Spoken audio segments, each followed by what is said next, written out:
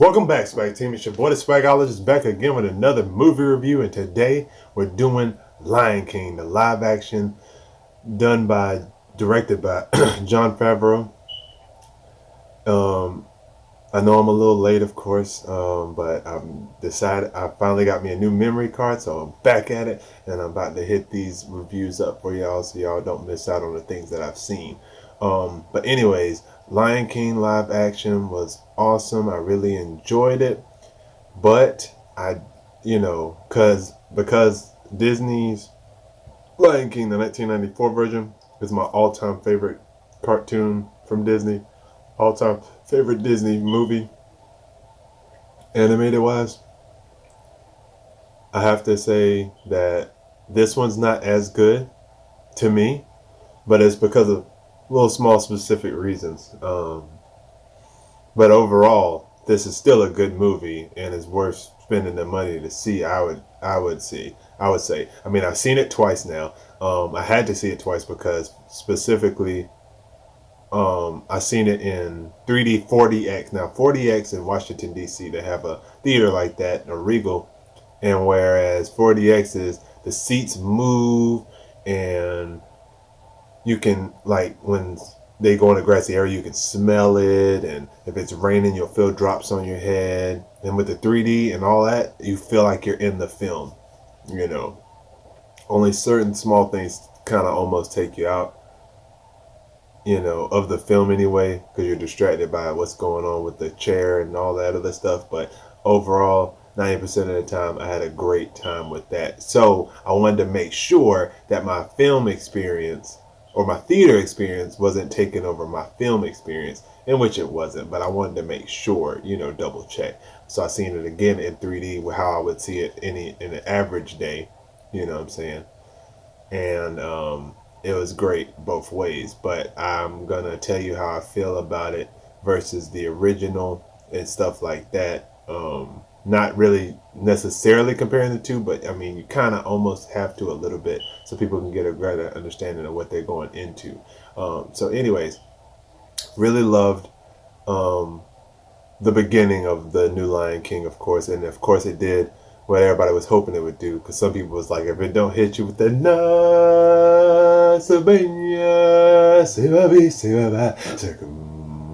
if it don't hit you with that joint, we got to go. We got to get out of here. But no, it definitely hits you with the circle of life. It's the same sunrise, the same everything. It's just now you feel like you're at the National Geographic documentary of lions, and they taught them how to talk. That's exactly how this looked. It looked like they went to the National Geographic, grabbed some lions, you know what I'm saying, taught them how to act, and it was amazing. It's like, oh my God.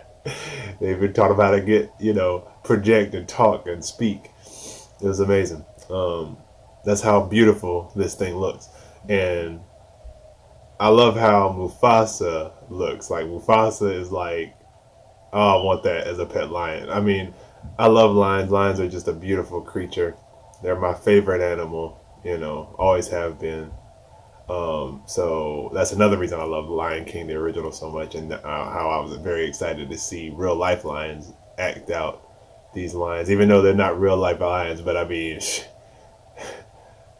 I can't tell because there wasn't no uncanny valley in this movie for me, anyways. I don't know about others, but for me, I never looked at those lions and was like, damn, that does not look like a real lion, or damn, this ain't a lion. You know what I'm saying? The whole time I'm like, man, these are some incredible looking lions, you know what I'm saying? Oh my God. So anyway, that was dope. The beginning was awesome. They did it the same way. Everything was great. The music, all that.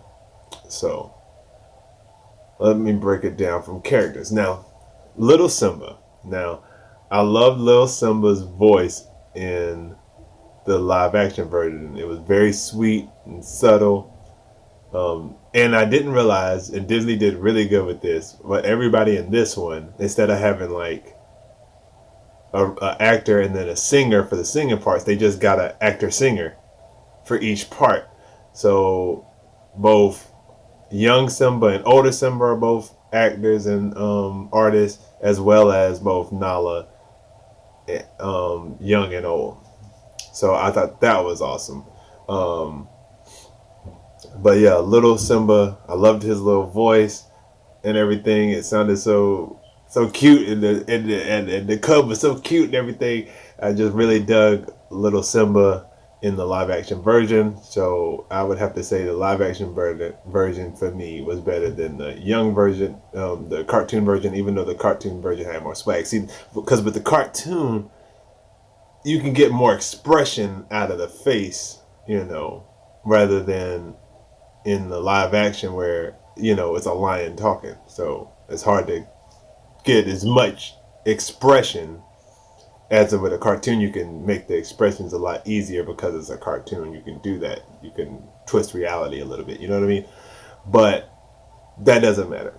For me, I love the young Simba in live action rather than in the original. Now let's move on to Nala. Now, young Nala was cool. I like what she was saying in there. She was cute. But I still think the cartoon version was better. The simple fact of her swag with Pidgey, Pidgey was the truth, boy. Everybody knows about the Pidgey again. Now in the live action, it wasn't with enough pump. It wasn't with enough swag. It just didn't have the same moxie, the same power as the original. So I would have to say, out of the two films, the original definitely wins with Baby Nala. You know what I'm saying? Definitely. But we're gonna get to Queen Bee, no worries. Or Beyonce, or whatever you want to call her. I'm not a part of the Beehive. It's just we're gonna get to her because I know some of y'all don't like this film specifically because of her, and I cannot understand because I like the film a lot. But anyway, we'll get there. One of the issues I've had in the film was Rafiki. Now, I like Rafiki, of course, as a character. Love Rafiki. Love Rafiki, especially in the cartoon. But the live action version, you couldn't ever understand. Well, it wasn't even about understanding what he was saying. You couldn't hear him at all for the first 20 minutes of the film until he finally meets Simba, to show him Mufasa is alive in him and all that good stuff like he normally does in the cartoon. And you're like, what's going on? By the way, if you haven't seen the film, I might give away minor spoilers, but I mean, they're not really spoilers because it's almost exactly the same as the original. Minor spoiler right there. But if you haven't seen the film and you're kind of worried I'm going to give something away that you didn't really want to know, go see it right now. Pause this video. Go see it. Come back and watch it. Finish watching the video with me. No need in skipping this video all together because I'm not, like I said, I'm not going to ruin anything for you. You're still going to enjoy the film. Just FYI, if you're worried about it, go do that and then come back. Because when I talk about adult Beyonce, Nala's character, the character of Nala, when Beyonce comes up, that's where the interesting stuff happens. That's where changes a little bit happen. But I think personally changes for the good, but I'll get there. So like I said, if you're worried about it, go pause this video, go see it, come back, unpause, and let's finish the review. But anyways, so yeah, Rafiki, you can't really hear him at the beginning or whatever. I know he's doing that fancy voice, and this character was voiced by, in the live action version, the father of T'Challa in Black Panther, and also in Civil War, of course, if you follow your MCU the way I do. So yeah, I think his first name is John, but I can't remember his last name. I'll probably put it down here somewhere. But anyways, yeah, he was the voice, and like I said, he did fine. It's just I could not hear him, and then when I could hear him, he was all right. But he didn't have the same. He didn't have that same stuff that my boy in the cartoon version did, for sure. So definitely credit goes to the Rafiki from the cartoon. But I did enjoy Rafiki on screen, and he did do something that I was very happy with. It just took him forever, unlike in the cartoon, of course. It was kind of like a callback almost. Like people loved that thing, and he did it. So cool, So that was awesome. So now let's move on to Mufasa. Oh my god. Mufasa was everything. Per use. Per use. Everything. Gotta love Mufasa. Mufasa's just awesome wherever. Doesn't matter if it's live action, cartoon, whatever, whatever. Both ways it was awesome. I think I like him actually more in live action, just seeing that majestic lion talking and doing what Mufasa does, just being the king out here, represent for all the lions across the Pride Lands. You best know.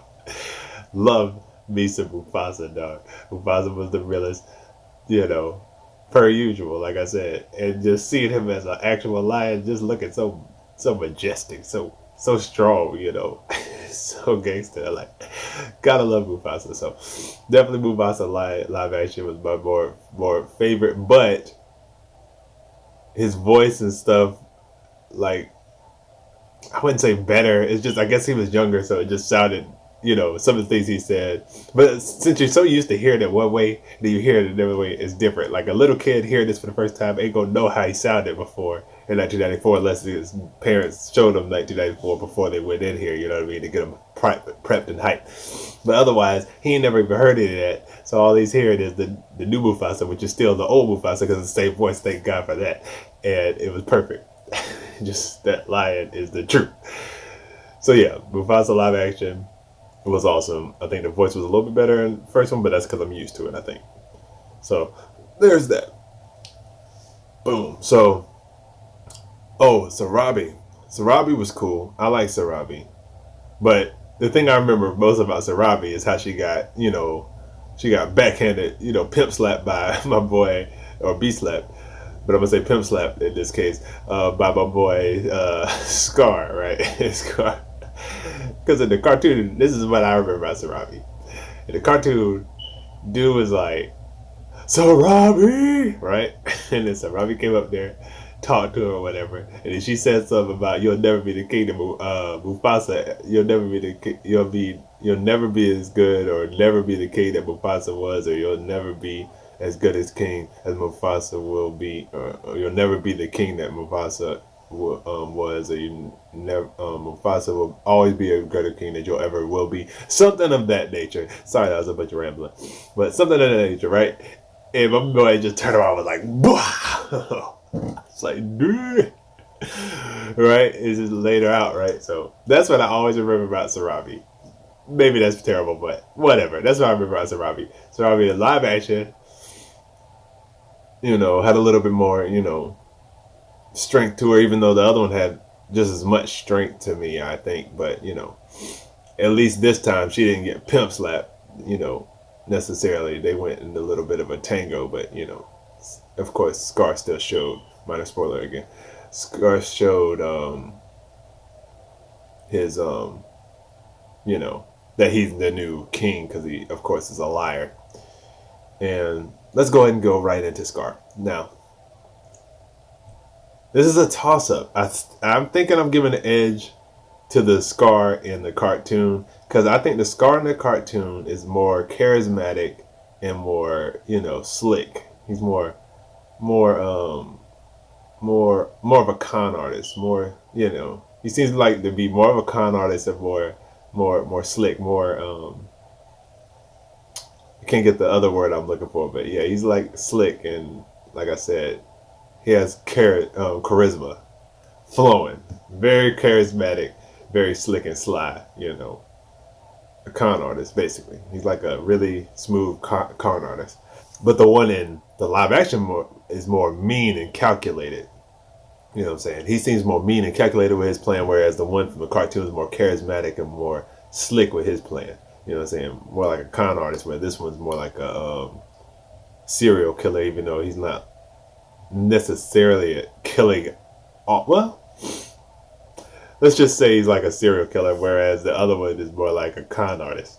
Now, the one I gravitate more towards was the con artist, not because I didn't like the Scar in this live action. I actually really did, because I didn't like him, which made me like him. You know what I'm saying? And plus, it's Scar. It's hard not to like Scar, even though you don't like Scar, but you like Scar. You know what I'm saying? You like Scar all the way up until he kills Mufasa, and that's where you just like you fall off. It's like, no, I'm dead. You're done. I don't like you no more because you killed the great Mufasa. You know what I'm saying? The almighty Mufasa. So yeah, so I would, and then, but see, this is where my biggest problem ended up being with Scar, and like I said, I love Scar, but the reason I love the Scar in the cartoon version more, sorry, I don't know what happened there, is that in the animated version, Be Prepared is lit. I love Be Prepared. Be Prepared.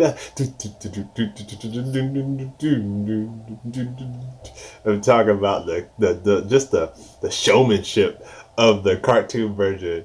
Scar doing Be Prepared was way more entertaining than the one in the live action version. Like, minus spoilers, but yeah. I personally was disappointed in Be Prepared in the live action version versus the version in the cartoon. Because, okay, I seen it in 40X, right? And like I said, there's minor spoilers. So if you're worried about it, you already know what to do. But, like I said, in the Be Prepared on the cartoon version, like, it was just more, it was more entertaining. Green missiles popping out, boof, boof. You know what I'm saying? He's going with swag. He's harmonizing it, and then the hyenas are jumping in, harmonizing it too. You know what I'm saying? They getting their jig on or whatever. I mean, you don't have to have them doing like a complete. They don't have to be doing the Millie Rock or nothing, but they did so well with Can't Wait to Be King. You know what I'm saying? You know what I'm saying? Just Can't Wait to Be King or whatever at the beginning with Simba and stuff. They did so good with that, and they didn't even have to do the whole stacking animals on top of each other, which I was really curious if they was going to do. Minor spoilers still going, of course. But I was curious if they was going to do the stacking thing. They didn't, but the way they did it was perfectly fine. And the animals got into it and everything. It was fine. And throughout this film, animals, get they jig on a little bit, but it don't look weird or nothing. It looks fine. So I didn't understand how Be Prepared was so lackluster. It was just, like I said, this Scar is more mean and calculated. So he kind of was talking to Be Prepared almost. I mean, he was saying it in a singy-ish way, but it was more talky.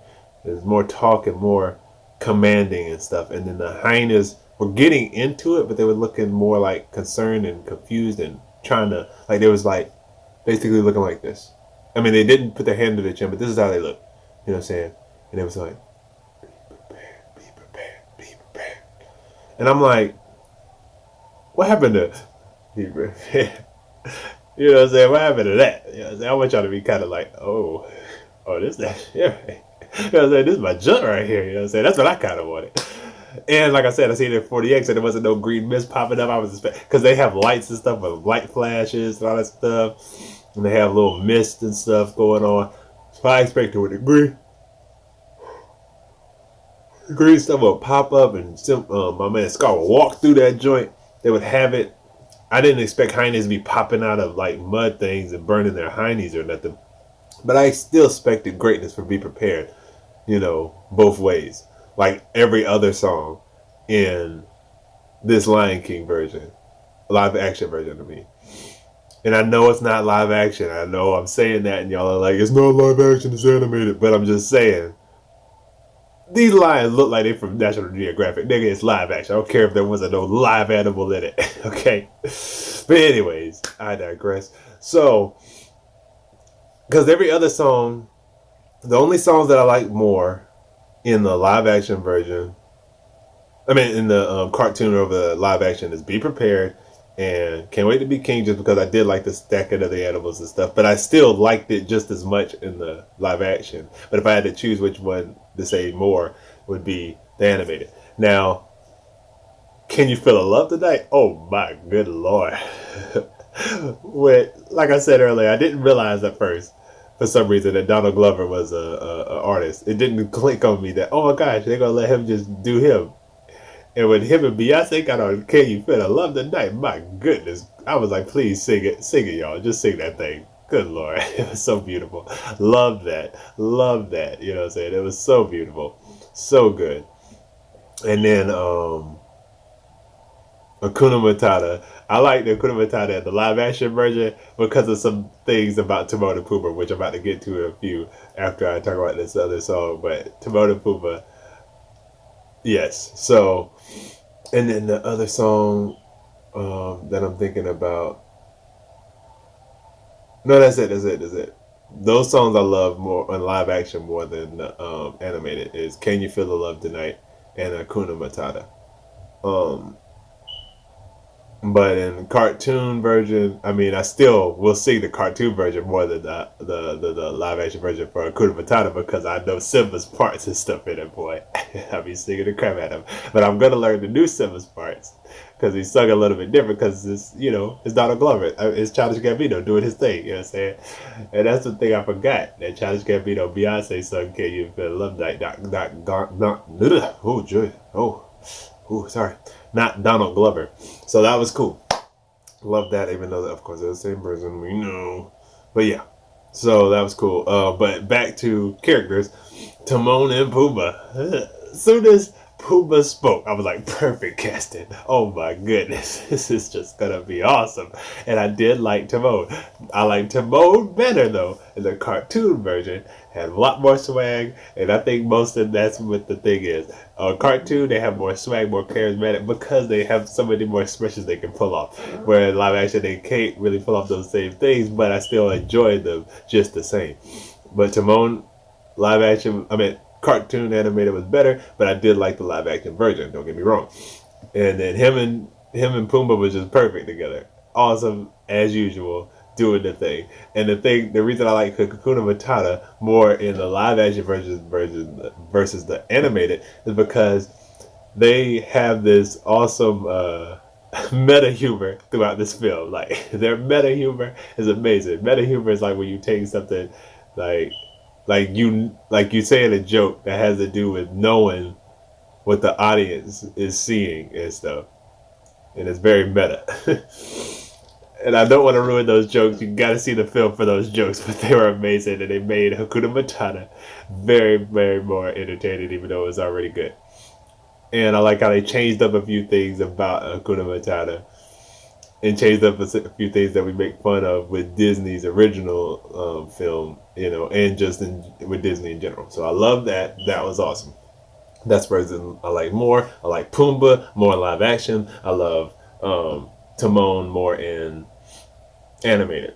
Okay, now let's go ahead and move on to adult Simba, or young adult Simba, in my opinion.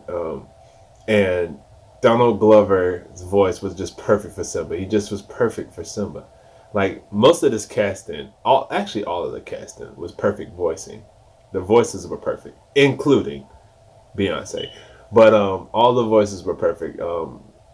Like I really enjoyed it, and I know y'all like, why am I taking over Beyonce? It's just because people not liking this film because of Beyonce is BS to me, but it's to me, my opinion. But I'm gonna get to why in a few.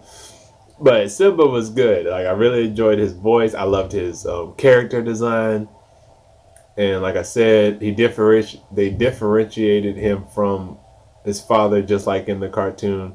And you could see the difference, but you also could see his father within him, and that's what you got to do. And I love that they pull that off. I love when he got to see his father because of Rafiki, and this is where Rafiki starts getting really good, of course, per usual.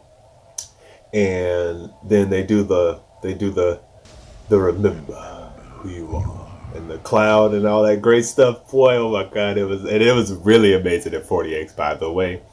Because they had when the lightning would hit, it would flash in the theater, and then you hear Mufasa's amazing voice speaking. Oh my gosh, it was so good, so good, so good. So yeah, but Simba looks great. Loved how Simba looked. Loved his voice, especially when he was trying to convince Nala, which we're about to get to in just a few seconds. When he tried to convince Nala to stay in his new home with Timon and Pumbaa, and he's putting that swag on her, said Donald Glover was, giving her those lines, you know what I'm saying? That sweet talk. Oh, I was like, Donald, I hear you in there. I hear you, Simba. Get your girl, my nigga. You know what I'm saying? So that was awesome. And then now the moment most people have been waiting for this review, I'm guessing, is Nala. Young adult Nala, aka Beyonce, Queen Bee, whatever you want to call her. I'm not part of the Beehive. I just don't understand the hate of Beyonce. I mean, I understand the hate of the queen, the bees, the bees in the beehive. I understand that because them mother suckers be like chirping. They be going a little overboard sometimes. But I mean, she is an amazing artist. Don't get me wrong, and she's not that amazing of an actor, I guess. But in Obsessed, she did not bother me or take me out. I thought she did good in my opinion. I mean, I don't know what to tell you. You know what I'm saying? But I know she's not a Meryl Streep or a daggone Kate Blanchett or a daggone Angela Bassett or anything of acting. But all they're doing in this is voice. They didn't do motion capture for these animals, you know what I'm saying? You know. So all she did was voice. And she did what the director wanted her to do. That's for one thing. The director made Nala this way in this film. And I'm about to get into it. So it's going to be minor spoilers if you don't really want to know how they took Beyonce and Nala in this direction. But I loved it. Young adult Nala. Oh, by the way, I forgot to tell you who I like over in the young adult Simba. Young adult Simba in the animated version I like more than the cartoon. I mean live action, even though I praised a lot about the live action's voice. It's just that thing about the expressions and stuff like that. You can just get more from the cartoon than the live action, and some things it just got to be certain things that trigger liking one over the other. And I seem to like more the one from the cartoon version, especially the roar at the end. It was just more, yeah. So anyway, but Beyonce's Nala or Nala. I'm not even gonna call her Beyonce's Nala. It just is Beyonce. So people would just get excited when you say stuff like that. But Nala, young adult Nala, was just so much better in this film versus live action. I mean, versus the animated, because she was more what I think she should have been. You know what I'm saying? She fought harder for, the Pride Lands to me in this versus then in the animated. Now in the animated, she still wanted to fight for the, pride and everything.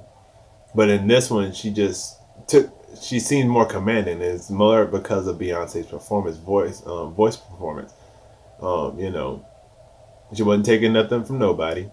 And when she got to Simba, she put him in his place when he was acting like he didn't want to come. You know what I'm saying?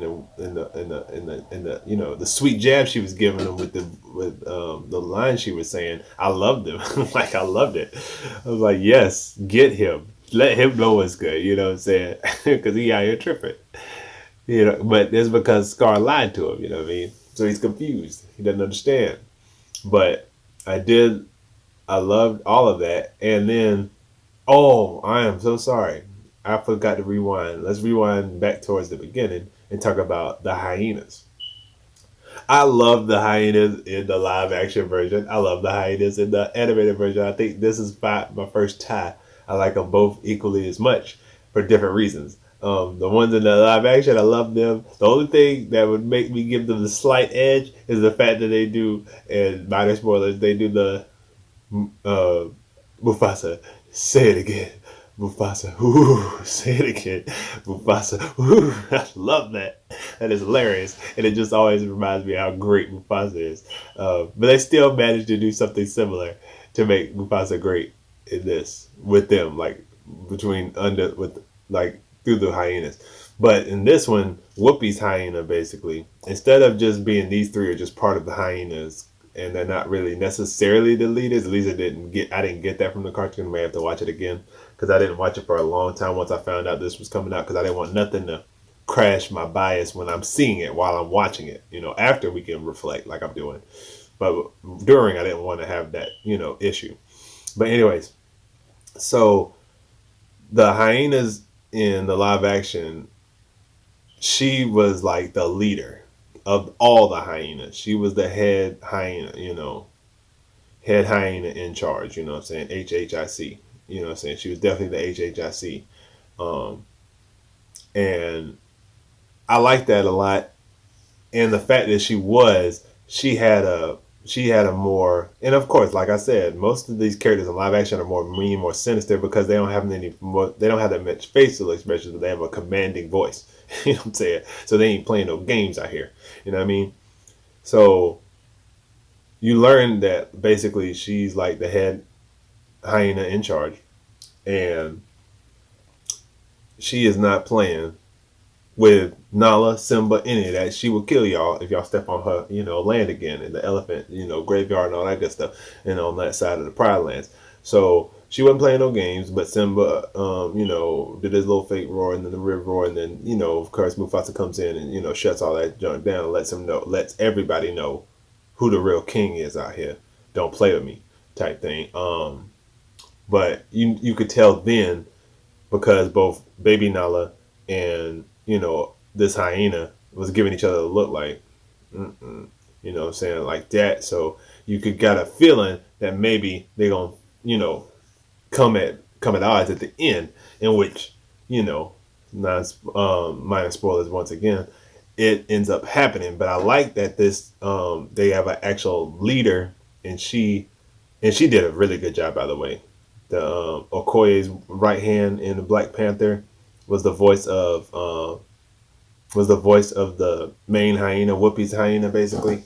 In this, she did an excellent job as the leader. But they come at odds and they fight or whatever at the end, and I like that. They gave Nala in this more to do, and I like that. And she seems more powerful, and she seems more like Simba's, one of Simba's rib cages. She seems to be, every king has a queen. You know what I'm saying? That has his back or whatever. You know what I mean? And it seemed like she could actually handle having more of his back. Plus, in real life lions, the females do the hunting, you know what I'm saying? The men come in at the end and clean it up, you know what I'm saying? Make sure everything is good. Like if they get overpowered, they come in and take care of business. But the females do more, the hunting or whatever. So for me, it hit all the right buttons for her to have more to do. And they didn't make it they didn't hire Beyonce and then make a script. They made a script and then hired the best version of Nala for that. And that was Beyonce. So I have no issues, plus she can sing her face off. So it was a perfect match because they was trying to find actors that can also sing. So they don't have to do two things at once like they did back in the day. They just made it smooth in one thing. And I enjoyed that. And plus Beyonce's song, her new song added to the movie was in perfect placement in the movie. It didn't take me out. Unlike in Aladdin, which I love, by the way, and you should check out the review. I'll put the card right here. The song in Aladdin took me out of the film because it was just like, it literally seemed like a music video got put into the film, and then once the song was over, the film resumed, and it was very strange and jarring a little bit. I love the song, by the way, though. Naomi Scott, she can sing her face off too. Didn't know that, but she can sing. Oh my goodness, Disney is killing it with that. So yeah, that was awesome. But anyways, so for me, Nala, young adult Nala, in the live action form, I like better than the animated form. I also did like Zazu both ways. I like the Zazu in the live action. It's a joke, that running joke he kept doing through the film. That was pretty good. But I like both of them. Once again, for a time. Oh, back to the hyenas real quick. I love the other two hyenas. Key. I can't really say his name for some reason. Keegan Michael Key, I think is how you say it. But I always get that first beginning part messed up. But Key from Key and Peele was amazing as a hyena. That other dude with him that has the afro, that dude they were just funny together. Their dynamic, their running joke was just hilarious. Love that. They were hilarious. So it's a tie for me for the hyenas, and it's also a tie for me for Zazu. Both Zazus were amazing for different reasons. But yeah, the reason I give the total edge to the original 1994 version because it just you're able to show more emotion through animation, animated movies, animation. You know what I'm saying? But that's not what they were going for necessarily with the lion's facial expressions and stuff. They could have made it more animated if they wanted to, kind of like, you know, made it more like the predecessor, more cartoony in the face. But then again, if they did that, then it would take away from what they were going for, which is like a National Geographic lion coming to life and speak. Well, not coming to life, but speaking. Like they taught animals in the National Geographic channel to speak and stuff. So that would take away from what they were going for. So I gotta give the edge to them. So um, my SwagU grade for this film would have to be an A minus. I want to give it an A plus, but I can't quite give it that, and I definitely can't give it an A plus plus. But it was very, very good. I really enjoyed it. It's just, because of its predecessor. If it didn't have a predecessor and it was on its own thing, then maybe it would get an A plus, even possibly A plus plus. But definitely, that I feel like Jungle Book, the live action version, was way better than Jungle Book the cartoon. This one had a lot to live up to do, and it really couldn't match that level of intensity, level of emotion and stuff in the faces of the animals and stuff, because they look so hyper realistic. But it was awesome to see them doing what they do. I loved it for what it was, and I think I would give it an A plus or possibly an A plus plus if Be Prepared would have been lit. They disappointed me with that, so I had to downgrade the grade. But let me know how you feel in the comment section below. Also, let me know if I missed any characters that you really wanted me to talk about. I would definitely get to you about that in the comment section below. And if you loved this review, it's one of my longer ones, but if you enjoyed it and you stayed all the way through, make sure you hit that like button. It always helps with the channel. Also, if you're new here and you're trying to join the Swag team, make sure you hit that subscribe button down below or hit it right here when it pops up on the side. Also, if you want to be the first to the Swag team to see a video and it pops up on YouTube, make sure hit that notification bell. It'll pop right up when you join the Swag team and subscribe. So make sure you join the Swag team, hit that subscribe button, and then that bell will pop up, bing, you click that, bing, bing, and then you'll never miss a video when I pop one up on YouTube, all right? So make sure you do that so you don't miss all the swag on the Swagologist videos that pop up. Also, we have a Facebook, a Twitter, and an IG. The Facebook is the same as the channel, The Swagologist, but you can also hit me up on Twitter or on IG at SwagologistD. That is at SwagologistD. Hit me up on Facebook, Twitter, or the gram. We can talk all things SwagU, all things Swagologist, and all things Lion King, whether it's 1994, 2019, doesn't really matter. Let me know on those social media sites in the comment section below about all of that, and we'll definitely get into it because I love The Lion King. The original is so precious to me, and I really enjoyed this 2019 remake, live action remake. So let me know how y'all feel about that. Also, if y'all wondering why the shift in lighting and stuff, just in case anybody was wondering, it's because when I recorded the entire video, and then all of a sudden when I went to edit at the end, it got cut off. I guess screen records stop at 3 gigs or something like that. I don't know what happened, but it's okay because that's what the editing process is here for. So just in case one of my fellow Swag members was wondering what was going on, that's what happened. But I love y'all, and until the next video, I love y'all 3000. I'll holla. Peace.